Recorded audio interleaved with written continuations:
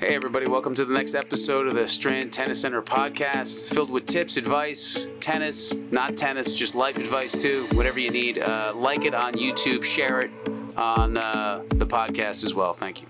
Everybody, welcome to the Strand Tennis Center podcast. I'm Steve Capo, I'm your host. We are lucky to have the new girls Chatham head coach, Mike Manna here.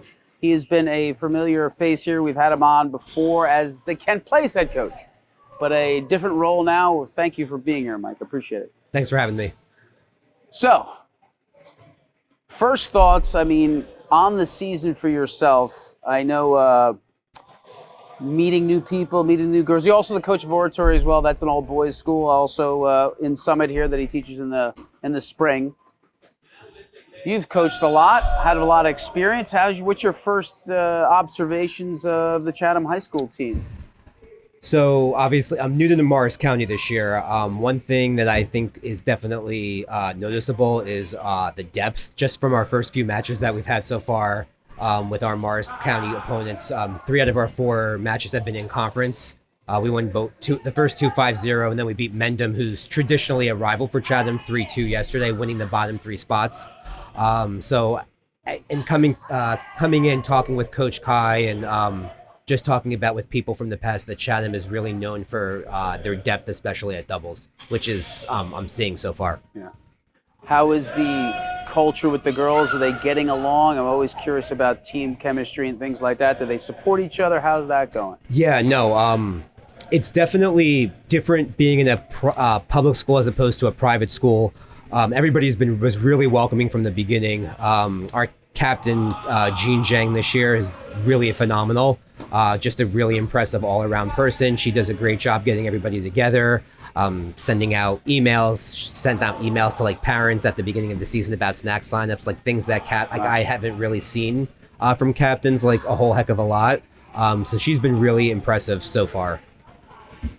And her sister Mary is playing first or second doubles, right? Mary plays first doubles with Michelle Moran. Michelle was at first last year. Mary was at second last year. So yeah, I was lucky to get out there for the Mendham match, which was good to watch. They're impressive. Mendham's it's usually a tight rivalry. There's usually some tension there, but you guys handle it pretty well. Do you find, how is coaching wise for you? Do you feel like it's more situational with this team, or do they need some technical help as well, or do you feel like it's more just strategy across the board? At the varsity level, I always definitely focus more on strategic, and that's okay. I kind of leave the technical stuff up to whoever my JV coaches are, for them to work on that, those sort of things. This year with the new mandatory 10-point third set tiebreaker rule, which I hate, by the way. I know. I started redoing how I did practice last spring with the boys, where basically the last 30 minutes of every practice we just do tiebreaker after tiebreaker after tiebreaker, because they have to get used to it, unfortunately. I don't like the rule because it doesn't really, the better player doesn't always win it. It's really a toss-up, and it doesn't force anybody to really focus on fitness as much. Let's unpack that rule a little bit. Now, is it just because kids have to do homework, or parents saying like they need time to do things? So I definitely contacted the NJSIAA about it like last year, and I got, the whole, it has to end earlier. We got, kids getting home, kids need to get home sooner, the whole blah, blah, blah. But my response to that is, well, we're not shortening baseball games. We're not shortening softball games. We're not shortening quarters in football games. So I definitely gave some pushback. I didn't get, a whole heck of a lot of responses I was hoping for. I did get it's what the USTA is doing. And my response to that is, well, high school tennis is not USTA tennis. 2 very different things. So, but it is what it is. And we just have to adjust and adapt to the rule. So you're right. I guess what they're saying is at least baseball has an ending, but baseball doesn't have an ending. You can go to extra innings. I guess basketball has a time clock and football has a time clock. Tennis can go on forever. But I think you're right. And I think, to be quite honest with you, everybody rushes home and all they're going to do is go on their phone anyways for the first hour anyway. You know what I mean? It's like, when I was playing and I was structured at Rutgers, when I was playing Rutgers tennis, I realized when I got injured, I had terrible grades. because I had all this free time. Mhm. It actually helped me be more focused and managed. I think playing till 7:30, playing till 8 o'clock, knowing you don't have any time to lollygag and going and studying, you get the work done. Now you think you got extra time and you waste a bunch of hours. I would agree. I think this is a whole other topic. I think we're coddling these kids way too much as it is. I think, everybody knows my philosophy here, Georgie. It's attitude, effort, hard work, and it's a meritocracy. There's no favors. If you work hard, you get rewarded. If you don't, you fall behind. I mean, and what's wrong with working an extra hour and then working a little bit longer? Now, maybe, you're a teacher too. What do you think about? We're gonna trail off here, but I'm interested. Homework. Should kids have homework? Should they have hours of homework? Should they do all the work in class? What do you think about that? So, I mean, I teach a few different subjects. I always give homework for math because I think that's really important, but my social studies classes and my elective classes, I don't give too much. Okay. Math and reading, I feel is important to do at home to keep consistent with that. But I think it also depends too on, time management, and time management is a crucial skill that I usually always try to address too, especially with the seniors when they're going to college and things like that. Yeah. I tell kids when they get here, be ready, be prepared. Don't show up right on time. On time is late. If you show up on time, if I have 10 minutes started, you lose 10 minutes of the lesson because you basically just walked out here, you're getting warmed up. So I totally agree. So it's changing the way you're coaching. You're doing more tiebreakers, less fitness you have to work on.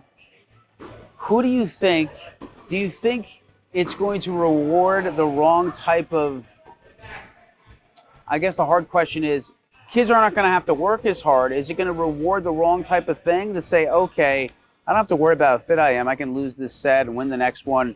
I mean, how is it? Do you think it's going to end up changing the makeup of a kid a little bit? I don't know if I think it actually hurts the competition aspect of it. Okay. I'm pretty competitive at a lot of times. I enjoy the competition aspect. I would much rather lose 6-3 or 6-4 in the third set, even 7-5, than lose in just an 11-9 or a 10-8 tiebreaker. I like to see it played out, even if we're going to lose. I'd rather lose that way than losing in the tiebreaker. I think it's especially awful down at the state tournament at Mercer County Park when they do it. I think it's terrible. Yes, but I agree. I don't think we've spoken about the tournament champions being gone. I haven't spoken to you about it, but that's another thing that gets in my craw because we're trying to create. Everybody's a winner now. Everybody wins their state section, and that's it. Like, there should be one winner. That's okay. What's wrong with them going down there and having one winner? What do you think about that? So what I heard through the grapevine, and it's not just tennis, but for all TOC sports, was that it was that, same consistent winner, the same teams were kind of winning it regularly. And that bothered some people. Some people are upset they lost and they don't like, come on, it drives you crazy, but go ahead. And I've had very good competitive teams at Kent Place, and we've never won the TOC, and it was good for competition. It was good for competition. So, but again, I kind of go back to, we have to adjust and adapt to what the rules are. Yeah, I know. There's a couple of things here and there. So, coaching wise, do you, in comparison to teams, do you feel, when you started this whole thing, I guess I'll start this way. Did you always want to be a coach, or did you kind of fall into it, or were you my first year, 15 years ago, I applied at Oratory, and my initial intent was, all right, I'm going to do this for 1 year, and then I really kind of want to move down south, move down to Florida. My grandfather has had a house, a condo down there for forever, so that was my initial plan, I guess, 15 years ago. One season, one and done, and that was kind of it. And then here I am 15 years later. So, and it was the best thing to have stuck around. So it was 1 year, you were going to be gone, and what made you feel like, what did you like about it? And that was a teaching job though, right? School job. That was coaching. So that was coaching specifically coaching at Oratory. Yeah. I was just working as a part-time in-class support in Livingston, so I hadn't gotten a full-time teaching position yet. But then I just decided, I had a really fun first year. Let's see what happens, and then that's it. It's over. So, did you ever coach before? Did you ever, in some capacity, coach? What made you say, I'm going to put my resume out for this coaching job? Right. So I was first year out of college. I was 23. But I had played in college and I had played in high school. Okay. So I was obviously always been very familiar with the game, and I figured I'd give it a shot and see how it went. And so how did you feel? Were you nervous the first year? How has your coaching changed from the first year to now? Like, give me that arc. So the boys probably wouldn't agree with this, but I actually think I've gotten easier over time. I think I have. The boys would not agree. The boys teams would not agree at all. But I have definitely learned to adapt to certain situations better, think about things as opposed to being a little bit more reactive, like I was early on. Okay. More patient, I guess, or depending on the team, and depending who I have in front of me. So you have if you have a talented team and you feel like they're being lazy, that'll be hard for you, or just taking things for granted or whatever. So I think part of it too is like every year, I set different goals depending on what like the team, who I have and who is there. Okay. And no 2 years it's ever the same. And I've always, one of the goals, like I'm not going to say state championship or bust if that's not realistic. It's really important to set a realistic goal. So for, oratory, we're in a brutal section state. We're stuck with Newark Academy, Delbarton. It is what it is. So our goals usually are to go after our conference. We're in the middle division in the Union County. And the goals were always different than when when I was at Kent Place. We had goals of, loftier goals. The 2019 team was, phenomenal. And that East Brunswick thing still sticks to my craw, that thing. So it was rough.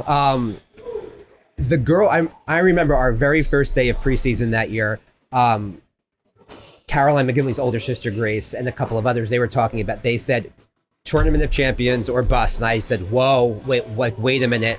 And they were determined, and there were definitely some tears after that match. And from that, they were almost inconsolable. And I'm like, wait, stop. I'm like, Milburn had won 150 matches in a row up till that year. We were the ones to stop the streak. They just won our second state championship in the last 3 years, 2017 and then 2019. So 2 out of 3. We had won the county again for I don't remember how many years in a row at that point. But nothing I could say in that moment was gonna change how they felt. Well, that's hard. I was at that match. I remember, and I think you only lost to Moorestown that year, right? Didn't you lose to Moorestown in like some tournament? We lost to Moorestown Friends like the 4th or 5th match of the year. I remember that.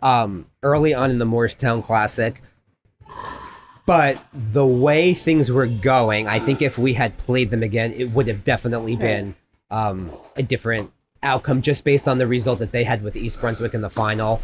And again, we had it was the 10-point tiebreaker rule had been established back then. So our third singles that year had all the momentum. We just won the second set, and then we lost 11-9. I know Alex was playing great the whole year. 13-11 in the tiebreaker, I think. I know, that's when you had Julie and Alex on the same team, right? Oh, yeah. I mean, and that year we had 3 sets of sisters in the starting lineup. So that's hard. Like they set the goal for themselves. That's really a hard situation because they were super talented and some things don't go your way, and it's really how you respond to failure, not whether it happens or not, because it happens. Have you ever had a team that you didn't set that kind of goal? Now, I'm not saying tournament champion, or just set a lower goal and they surprised the heck out of you. You were so surprised with that team. Yeah, the last 2 years with the boys for sure. Winning the conference, winning the Mountain Division in the Union County, splitting with GL. Those 2 teams the last 2 years, especially last year, exceeded my expectations by far. My second doubles, one of my kids at second doubles did not pick up a racket until February, ever. Wow. Ever. And on lunch duty one day, he's like, I'm going to make varsity. I'm like, Yeah, okay, sure. I'm like, I know, like, I've been around 15 years. I do a really good job of kind of sort of predicting how things are going to go. I'm just like, yeah, okay, sure. And then second week, preseason challenge matches come around, and then third week, everything is set. And he just kind of comes over. He's like, told you. And I was like, Wow. okay. I'm like, I take that one. Yeah. I take that one. Wow. And they were really competitive in terms of matches that I didn't think that they were going to win. And even in the year before too, we took a rough hit at first singles 2 years ago. And then he ended up Justin de Bomcourt played first and just was totally outclassed, and then barely lost anything at third last year when he the way that the challenge matches worked. But the last 2 years, I would have to say, like, the boys teams, even though maybe tennis wise we weren't quite as talented as some of the other teams we faced, we were super competitive personalities on most of the courts across the board. Sometimes which makes a difference. Which really makes a difference. I'm also very much in favor of, playing a second high school sport, because if you and having a good solid all around athlete, because they just compete differently. Yeah, there's a great book called Range, which came after the case of the Tiger Mom, where it kind of challenges the fact that the kids should have a wide range of exposure to different things. And when they love something, they get to the point when they're 15, 16, they want to always play it, that's great. But if the more sports they play, the more well-rounded they are, the more they're not stuck in this, silo of learning one thing, the more multidisciplinary, the more disciplinary they could be, the better off. They can deal with different situations. They can understand, okay, this nuance and that, because I've taken from this and that. You can take things from different sports, and it actually can help you. And that's incredible, because tennis, George, if you know, is not a sport that you can play on your basketball team and play defense and do a great job. But tennis, usually, you can't just pick up a racket and play. But the fact that he was playing other sports probably helped him have the nuance and understanding the feel of the game and playing doubles. That's great. Yeah, I believe kids should play tons of different sports. I think we get them playing one sport all year round, all the time. They either get burnt out or they end up hating it and they're done. And some kids aren't even really super talented. They play in college and they actually could maybe go farther, or they play in high school and they're just burnt. They don't want to play anymore. And you're using the same muscles all the time, too. So overusage could end up being a killer. Very true, very true. Do you, how many girls on your team I know Aileen's playing a different sport. Are many of them playing different sports? I know a couple of them run track. Yep. Michelle, I think, plays golf. Okay. In the spring. So there's a couple of different sports. Yeah. I don't know if anybody does all 3 seasons. Okay. But they do, a few different, So where do you think, I mean, I don't want to make any predictions, but where do you think the season could possibly go? Well, there's definitely some sort of a little bit of added pressure just in the community for having him won, 10 Morris counties in a row, and winning the conference so consistently. Having the depth it goes back to depth. Having that depth is really important. Yeah. Our doubles this year have looked really good so far in terms of the teams who we have played. And even when we played a tough match against Livingston today, we lost, but we had some tiebreakers and things like that, which is matches like that are going to only help us, going forward. The states, I'm not sure, because they did the whole reclassification thing. Ridge won whole Group 4 last year, and they moved down to our section in Group 3. Princeton moves from Central to North. So our state section is pretty loaded, plus they're doing a whole new convoluted calculations for PowerPoint, so who knows where we're going to fall, seed-wise. I'm trying to figure that out. What's the metric? Why do they change them? Is it just arbitrary? Why are they changing I have no idea. Groups and putting the different sections? They talk about the PowerPoints, and then when they do the seedings, it's never really how the PowerPoints go, so either stick to the PowerPoint system and seed it that way, or just get rid of it altogether and seed based on strength of schedule and common opponents and whatever. So that's for states, but don't they change who's in your section? Is that based on PowerPoints too? No. So why are they doing that? Enrollment. Yeah, okay. There's another calculation of how they figure it out with enrollment, and then also the northing number and the southern. They have a northing number and a southern, like a based on like ordinance and where you are, and they try to keep the balance every year in case a team does have to change down to a lower group or go up to a higher group based on enrollment. So, okay. It's just, I don't, you know more. You're more familiar with I am with that with me with that. Geographically, it doesn't make sense because Morristown High School, which is down by Philly, is now in Central Jersey Group 3. But I guess they took where the contradiction doesn't make sense to me. You're playing a 10-point tiebreaker, but you're traveling, up to, if you're down in South Jersey, you got to travel up to Central Jersey. Aren't you just, the travel time is just. Yeah, and I mean, when I was in high school, the sectional finals are always played at a neutral site. Now, it's whoever's the higher seeds. So do you think? Well, you said you were going to leave in a year, and now you've been here for 15. Do you have any? You talk about setting goals for the kids. Do you have any goals for yourself? I mean, I don't really think of numbers per se. Best part is like keeping in contact with a lot of people who have graduated in the past. That's a huge thing for me. Okay. I went to a college graduation at Bucknell a few years ago.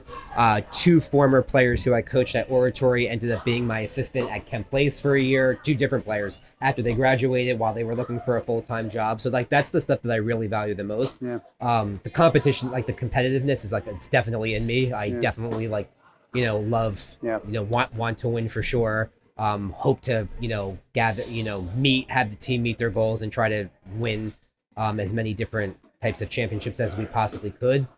Sometimes it's out of our hands. Like with tennis, I always say it's sometimes out of our hands though, because it's really all about the matchups. We can beat one team 3-2, lose to another team 4-1, and that 4-1 team, lost to the team that we beat 3-2, based on the type of matchups that we have on, any given situation. And then other schools can recruit, and some sometimes it's almost out of your hands. You're up against a team with 3 dominant singles players.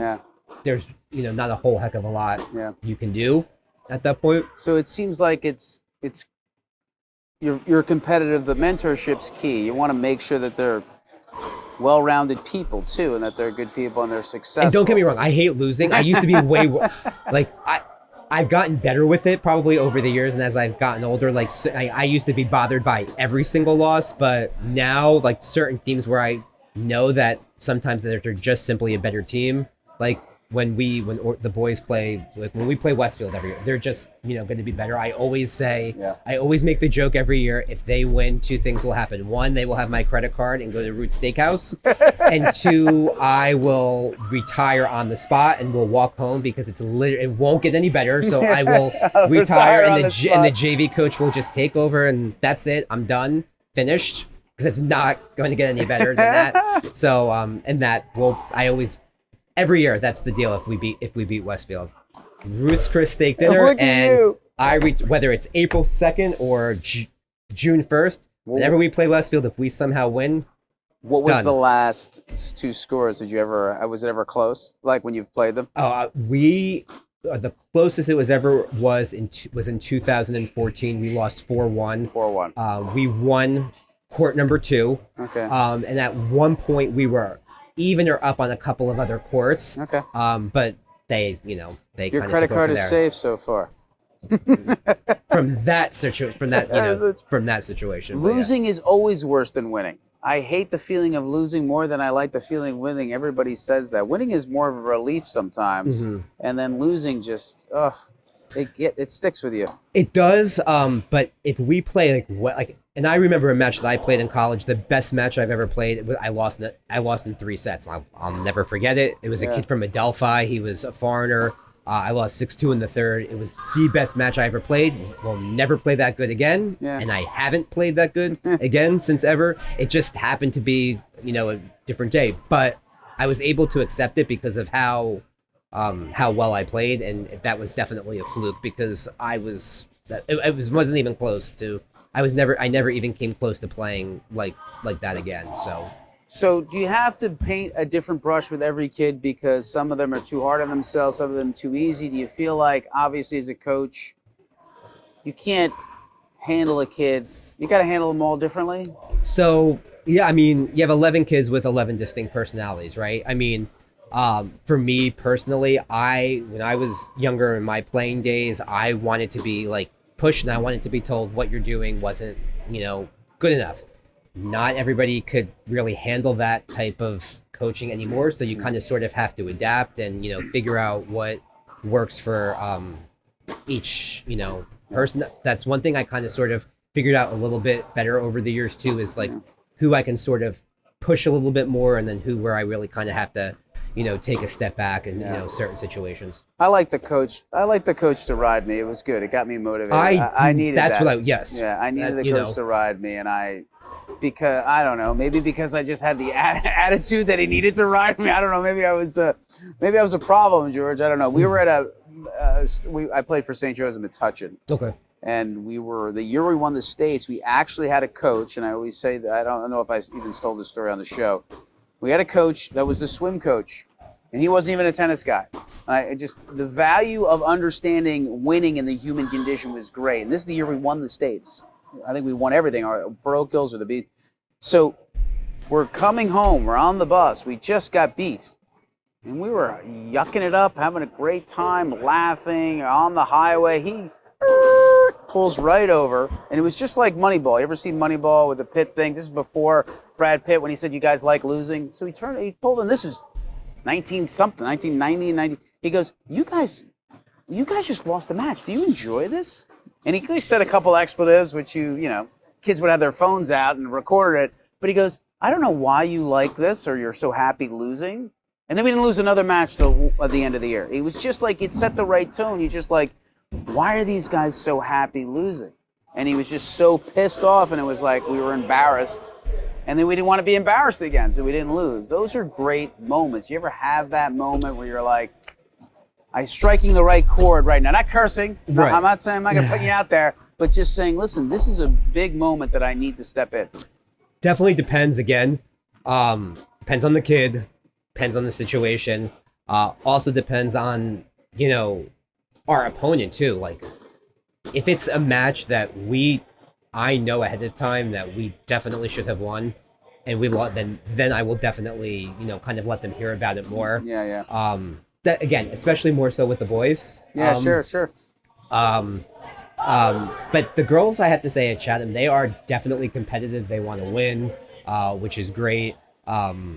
So okay. I think it depends on the situation for sure.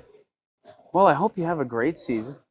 We're so happy to have you here. Yeah, it's been great. I'm glad to be back after a 2-year hiatus, and everybody in Chatham has been really welcoming. I couldn't have been more thrilled with how it's started. Especially, you're going into a new situation. You don't really quite know like what's how it will work out. And I also say that to the girls at practices sometimes when I want them to be a little bit more aggressive. Take risks, take chances. I said this doesn't necessarily mean the exact same thing, but just I've been in private schools for the last 10 years and coming back to a public school, I said that's an example of taking a risk. I haven't been in public schools for a while now. Things aren't done differently. So sometimes come out of your comfort zone, do something do the uncomfortable sometimes. Yeah. The uncomfortable might surprise you and might help you in the long run. Well, they took the right risk with you. I'm glad the administration hired you, and good luck, my friend. Thank you. Thanks, guys. See you next week. Hey, everybody. Hope you like the podcast. Please share it with your friends, anybody that you know, anybody that's into tennis, anybody that's into bettering themselves. Share it.